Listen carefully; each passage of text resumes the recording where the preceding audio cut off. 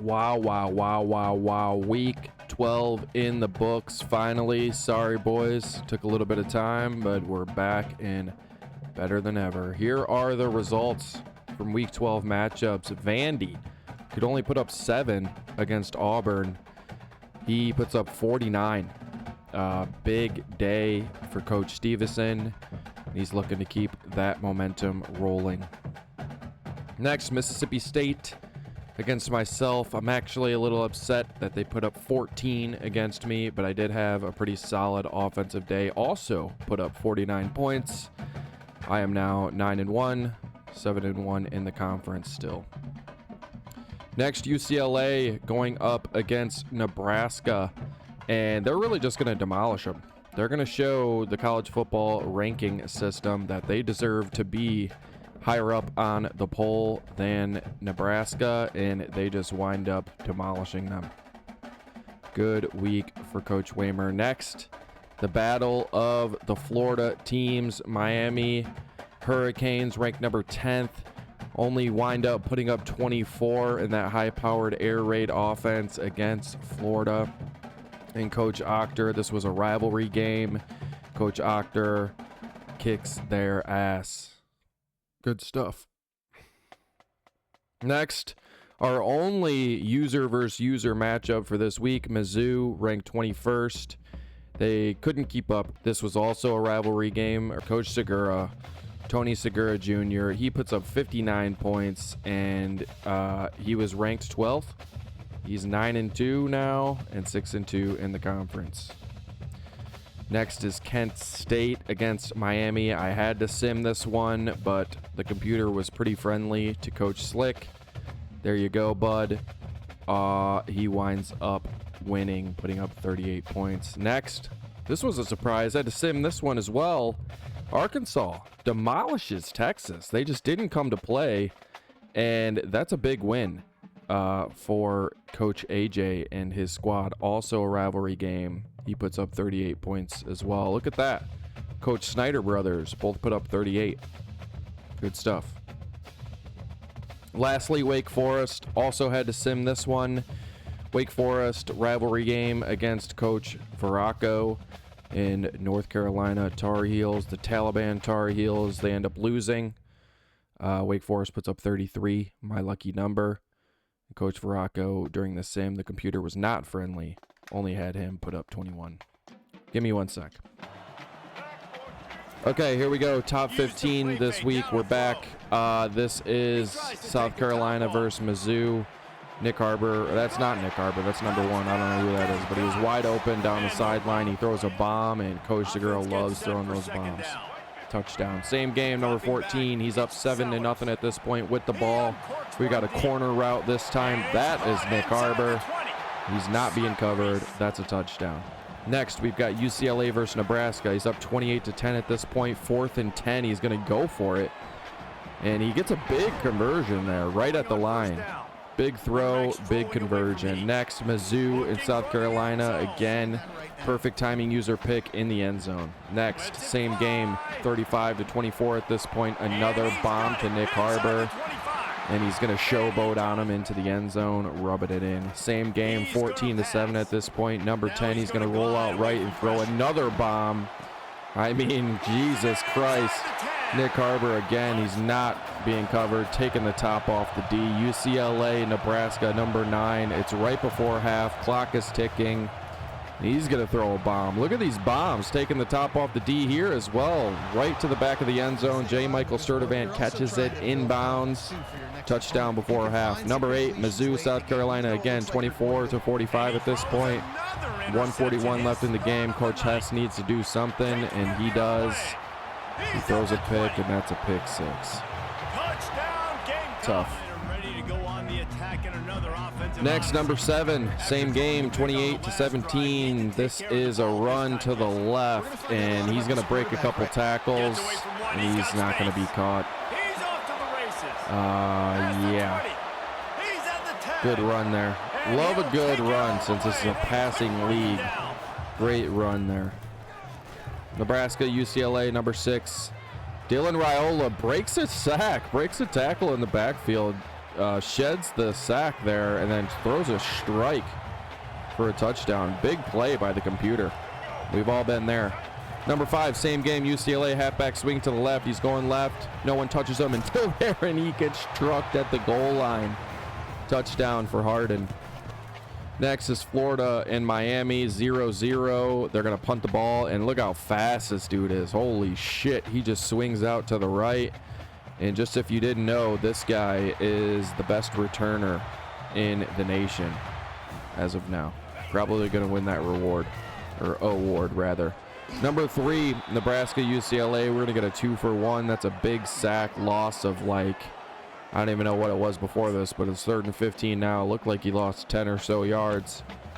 He's searching for a play. He's probably going DB blitz or dime blitz, one or the other. Maybe not, actually. I don't know what that was. But he's looking, throws it. Picked off on the 1-yard line by number 3 here. And he's gone. Look at this. He almost gets caught by number 69 right here. Nice. But he doesn't.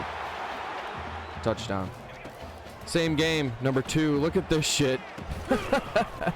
Computer tosses it up, jump ball. Look like a jackpot, remnants of jackpot.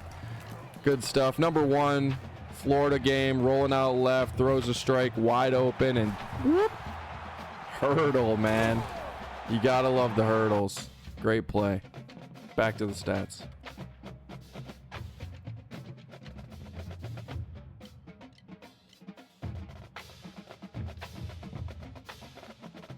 Okay, we're back. Auburn, Peyton Thorne. We're going to run through this quick. 265, 3 touchdowns, 1 pick, 15 for 24. Lambert Smith had 2 catches for 102. He only had 17 yards of rack, so Coach Stevenson may be figuring out how to throw the ball, hopefully, for his sake. And then lastly, Jarquez Hunter, 26 carries for 149 and 2 touchdowns. Myself, Tennessee Volunteers, 577 in the air, 4 touchdowns, 0 picks. Threw it 52 times, with 36 of those being completions, 69%. Nice completion percentage. Dante Thornton Jr., 16 catches, 233, no touchdowns. UCLA, 387, 4 touchdowns, 1 pick, 22 for 28.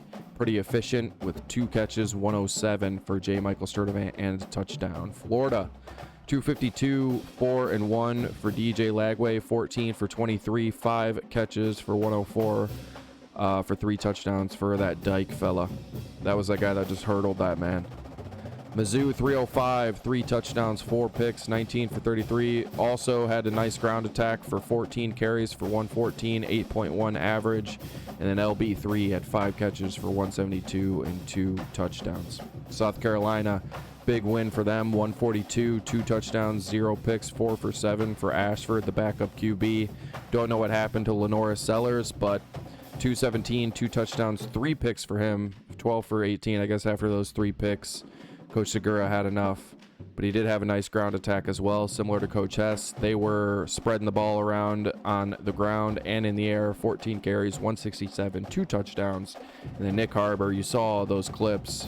He is just a deep ball maniac. I mean, 6 receptions, 234, 3 touchdowns. Miami, this was a simmed game, but Brett Gabbert, rather, had 304 yards, 3 touchdowns, 19 for 30. Tracy, 20 carries, 112, 2 touchdowns. And then McDonald, 6 receptions for 125 and a touchdown. Ball being spread around there as well.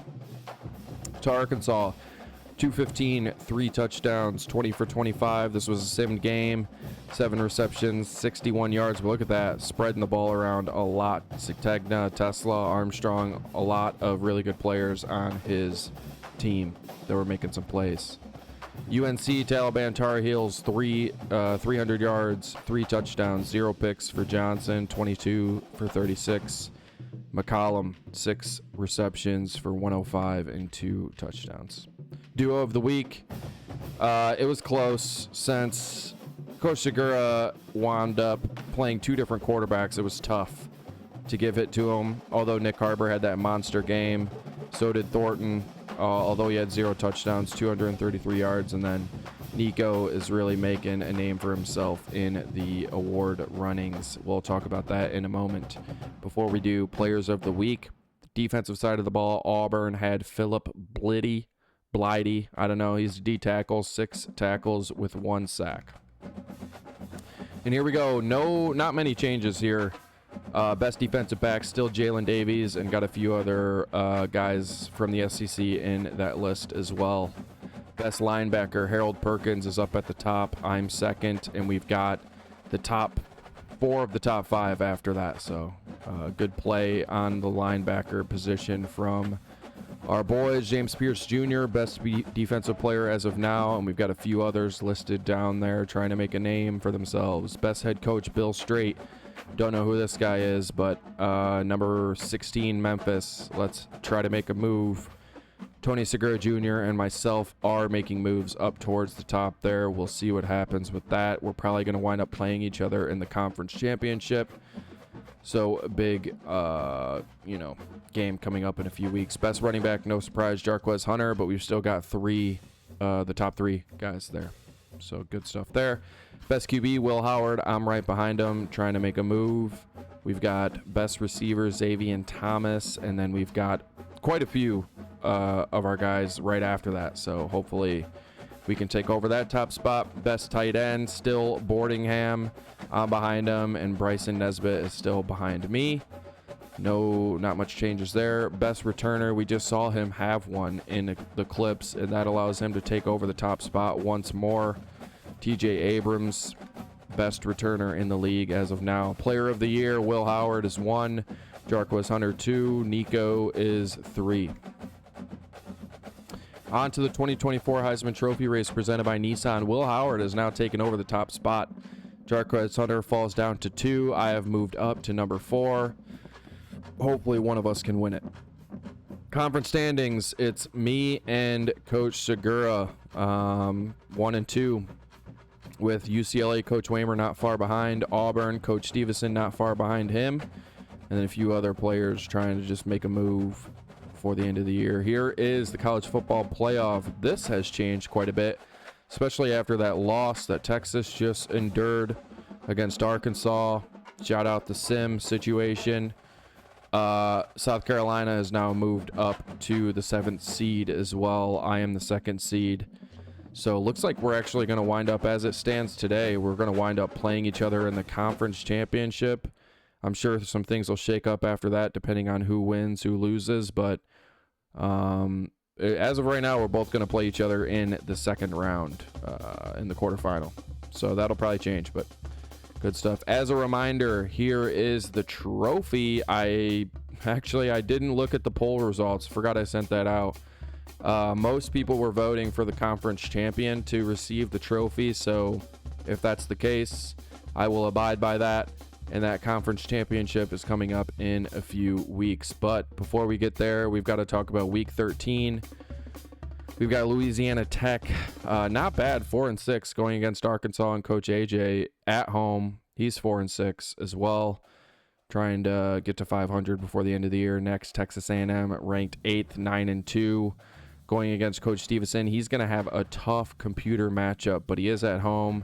He's 7-3. He can't afford another loss, so shout out Coach Stevenson. Hopefully he can pull that one away. Next, Coach Hess and Mizzou traveling to Mississippi State, MISSI, PPI. They're 6-4. I just whooped their ass, but we'll see what Coach Hess can do. I'm sure he will do the same. Big game for him. Big game for myself. I am ranked 3rd now, 9-1, 7-1 in the conference. Rivalry game against Georgia, who's ranked 9th, 7-3. Hopefully I won't have to play this one more than once, but I will do it if I have to, because why not?